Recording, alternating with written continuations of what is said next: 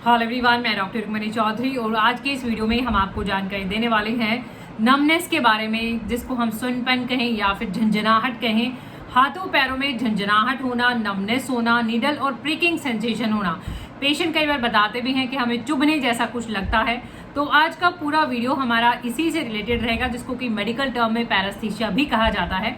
तो पूरी जानकारी देने वाले हैं कि ये क्या प्रॉब्लम होती है, पैरास्थीसिया क्या है, झंझनाहट क्यों होती है, हाथों पैरों में इसके पीछे क्या वजह है, क्या जांचें कराएं, कौन से टेस्ट आप ज़रूर कराएं। में भी हम जो है मेडिसिन ट्रीटमेंट की बात करेंगे, साथ में बेस्ट इफेक्टिव होम्योपैथी मेडिसिन की भी हम बात करने वाले हैं। तो पूरी जानकारी के लिए पूरा वीडियो ज़रूर देखना है और अगर आप फर्स्ट टाइम देख रहे हैं तो वीडियोस आप लाइक करें, शेयर करें, चैनल पर नए हैं तो चैनल को सब्सक्राइब करें, बेल आइकॉन घंटी ज़रूर दबाएं अपडेटेड रहने के लिए। तो आइए शुरू करते हैं। सबसे पहले हम बात कर लेते हैं कि ये नमनेस पैरास्थीसिया क्या होता है। देखिए, अगर आपको फील नहीं होता है, एक तरह से लॉस ऑफ सेंसेशन हम कह सकते हैं, महसूस ना होना, अब वो किसी भी वजह से हो सकता है, बहुत सारे रीज़न इसके लिए हो सकते हैं, couple of reasons are there. तो अगर हम बात करें, इसको हम रेयर डिसऑर्डर में काउंट करते हैं, कुछ कॉमन डिसऑर्डर में काउंट करते हैं, तो वही हम बात करने वाले हैं। जब भी कई बार फीलिंग या सेंसेशन की बात आती है, थोड़ा हम यहाँ पे डिस्कस कर लेते हैं कि आपका जो नर्व रहता है, दो तरीके का नर्व का फंक्शन रहता है। एक होता है मोटर और एक होता है सेंसरी। मोटर का मतलब मूवमेंट्स। वैसे हमने पैरालिसिस के ऊपर भी बहुत से वीडियोस डाले हुए हैं, कार्पल टनल सिंड्रोम पे भी वीडियोस डाले हुए हैं। तो अगर हम बात करें मोटर यानी कि मूवमेंट, तो कभी भी आपका कोई नर्व डैमेज है, वो नर्व जो आपको मोटर सप्लाई करता है यानी मोटर फंक्शन मूवमेंट में हेल्प करता है, अगर उसका डैमेज हो जाए तो ऑब्वियस ही बात है मूवमेंट में आपको प्रॉब्लम होगी, मूव करने में दिक्कत होती है। अगर हम बात करें सेंसरी नर्व लॉस, अगर आपका नर्व जो कि एक तरह से सेंसेशन के लिए रिस्पॉन्सिबल है कि मान लो ठंडा है कि गर्म है, दर्द है कि नहीं है, यानी फीलिंग के लिए जो है, जिसको हम सेंसरी न्यूरॉन्स कहते हैं, तो अगर उनका डैमेज हो जाता है तो फिर जो है आपको फीलिंग में, सेंसेशन में प्रॉब्लम्स आती हैं। वही मेन आज हमारा टॉपिक है। तो बात कर लेते हैं कि ऐसा क्यों होता है, क्या इसके पीछे वजह है। आपका नर्व डैमेज इसके लिए मेन रीजन रहेगा कि आपके नर्व जो कि सप्लाई करती है सेंसेशन के लिए, जिनका काम रहता है, तो उनका अगर नुकसान हो जाए तो उनका नुकसान किस किस तरीके से हो जाता है वो हम यहाँ पे लिस्ट करने वाले हैं। सबसे कॉमन और नंबर 1 अगर हम बात करें तो दैट इज डायबिटिक न्यूरोपैथी। आपने सुना होगा, आजकल बहुत ही कॉमन है पेरिफेरल न्यूरोपैथी। डायबिटीज यानी शुगर के जितने भी पेशेंट्स होते हैं, अगर आपका हाई ब्लड शुगर है, अगर आपका शुगर लेवल बढ़ जाता है तो उसके बहुत सारे कॉम्प्लिकेशंस देखे जाते हैं और उनमें से नंबर 1 आता है आपका न्यूरोपैथी यानी कि नर्व डैमेज। तो फिर न्यूरोपैथी होती है यानी कि हाथों में और पैरों में झंझनाहट होना, महसूस ना होना, नमनेस एक तरह से हम इसको कह सकते हैं। विटामिन डेफिशिएंसीज की देखिए बहुत ज़रूरी होता है नर्व के लिए, हमारी जो नसें होती हैं, नर्व्स जो होते हैं, उनके लिए विटामिन बहुत सप्लीमेंटेशन बहुत ज़रूरी होता है।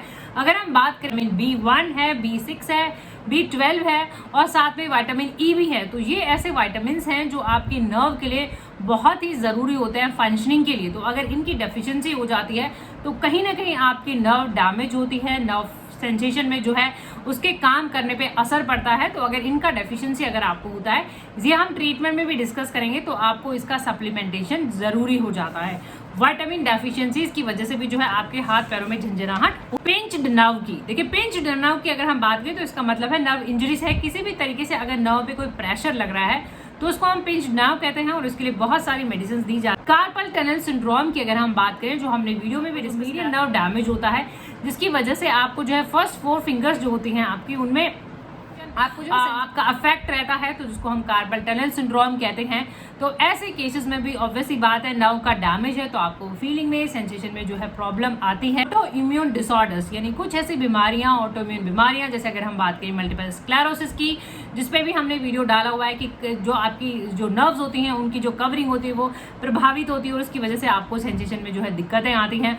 और अगर हम बात करें रूमेटॉइड आर्थराइटिस की, जिसके आपके फिंगर्स में, जॉइंट्स में सूजन हो जाती है, इसमें भी आपको कहीं ना वजह से जो है फीलिंग और सेंसेशन में प्रॉब्लम्स। इन्फेक्शंस होते हैं, जैसे अगर हम बात करें लाइम डिजीज की, तो ये एक तरह का बैक्टीरियल इन्फेक्शन है जो कि ट्रैवल कर जाता है और फिर नर्व का भी डैमेज इसमें देखा जाता है। तो ऐसे केसेस में भी आपको सुन्नपन, जिंजर्स की, हार्पिक इन्फेक्शन की, या फिर हम बात करें HIV की, जो कि लेटर स्टेज में एड्स में अगर कन्वर्ट हो जाता है तो उसमें भी नर्व प्रॉब्लम देखी जाती है, नर्व डैमेज देखा जाता है। डिसऑर्डर्स की अगर हम बात करें, जैसे हाइपोथायरॉयडिज्म में भी यूजुअली ऐसा देखा जाता है।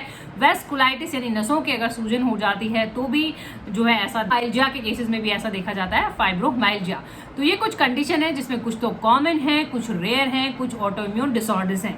यानी इतने ब्रॉड एक तरह से ये हो सकता है कि बहुत सारी वजह हो सकती है और हमें वजह जानना बहुत ही ज़रूरी होता है डायग्नोसिस की, कि जांच कैसे की जाए, कौन से टेस्ट आप कराएं। आपके हाथ पैर सुन्न पड़ जाते हैं तो कौन से टेस्ट कराने आपके लिए ज़रूरी हो जाते हैं। सबसे पहले तो आपका फिजिकल एग्जामिनेशन यानी पूरी जांच कर लेना है, फिजिकली एग्जामिन, साथ ही साथ न्यूरोलॉजिकल एग्जामिनेशन यानी आपका नर्व टेस्ट भी कर लेना, आपके रिफ्लेक्सेस देख लेना जिसमें सेंसरी रिफ्लेक्सेस भी आ जाएंगे और आपके मोटर रिफ्लेक्सेस भी आ जाएंगे, वो चेक कर लेना कि नर्व की फंक्शनिंग प्रॉपर है। पूरा मेडिकल हिस्ट्री आपका लेना कि आपके क्या सिम्टम्स हैं। टेस्ट आपके कर सकते हैं जिसमें कि कुछ विटामिन के टेस्ट हो गए, कुछ हार्मोन्स के टेस्ट हो गए, कुछ सिंपल ब्लड टेस्ट हो गए, कुछ ऑर्गन के फंक्शन के टेस्ट हो गए कि कौन सा मान लो ऑर्गन का कोई प्रॉब्लम है, kidney function test, liver function test जो है ये सारे टेस्ट भी हो सकते हैं। और नर्व कंडक्शन टेस्ट की अगर हम बात करें वो भी किया जा सकता है। इलेक्ट्रोमायोग्राफी भी जो है करी जा सकती है देखने के लिए।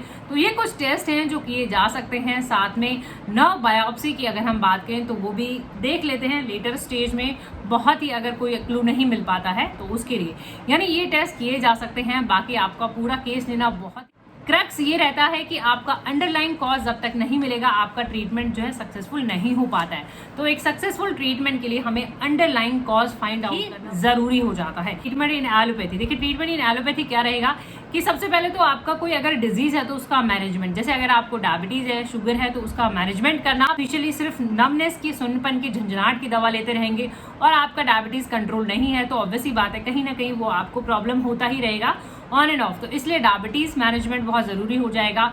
सप्लीमेंटेशन, विटामिन सप्लीमेंटेशन, अगर आपको हमने बात करी है विटामिन डेफिशिएंसीज की वजह से भी जो है न्यूरोपैथीज देखी जाती हैं, सुनपन, झंझनाहट, तो विटामिन के टेस्ट करना और अगर जो डेफिशिएंसी आए वो सप्लीमेंटेशन, वो विटामिन जो है डाइट में ऐड करना बहुत जरूरी हो जाएगा। और अगर हम बात करें कुछ अंडरलाइंग डिजीज की, जैसे मान लो हाइपोथायराइडिज्म है या फिर कोई इम्यूनिटी डिसऑर्डर है जैसे रूमेटॉइड आर्थराइटिस है, मल्टीपल स्क्लेरोसिस है, तो उनका भी एक तरह से ट्रीटमेंट करना यानी अंडरलाइन कॉज को करेक्ट करना, ये भी जो है ट्रीटमेंट का मेन मोटिव रहेगा। कि काउंटर ड्रग्स भी आपको दिए जा सकता है। पेन है तो पेन मैनेजमेंट के लिए आपको पेन किलर्स, होम्योपैथिक ट्रीटमेंट के ऊपर बेस्ट इफेक्टिव होम्योपैथी मेडिसिन जो कि नमनेस, पैरास्थीसिया या फिर ये कहें निडल और ब्रेकिंग सेंसेशन में यूज होती हैं।